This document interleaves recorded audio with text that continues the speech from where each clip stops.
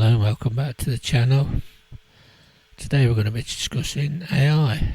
In today's AI fueled frenzy, tech titans like Amazon, Oracle, Alphabet and Meta are pouring billions into infrastructure. But there's an alarming trend beneath the surface. Despite soaring profits, free cash flow is collapsing. This article unpacks why that matters, how it's reshaping investor sentiment, and what smart money is watching next. Stay tuned. Welcome to Lone Wolf 368 for all your tech, music, and news items. Join the ever-increasing wolf pack and be part of the community.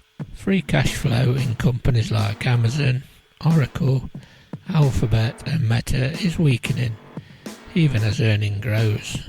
Free cash flow, FCF, cash generated from operations, minus capital expenditures, a fundamental measure of a company's financial health and flexibility. Investors value FCF more than net income, especially for long-term sustainability. Amazon and Oracle negative FCF for the past two reported quarters. Alphabet, which is essentially Google, and Meta FCF has declined significantly. Amazon has dramatically ramped up investment in AWS and AI infrastructure, causing FCF to plunge down 2/3 over 1 year. Oracle is devoting over $21 billion in capex annually towards AI projects such as the Stargate initiative with OpenAI and SoftBank, which has driven FCF negative for the first time since 1990.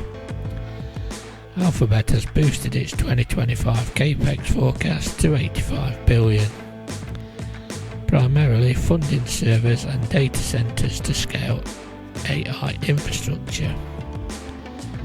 Meta likewise has seen FCF fall 41% drop in 1 quarter, even while earnings rose 36% as AI capex doubled. These tech giants are transitioning from asset-light to asset-heavy models.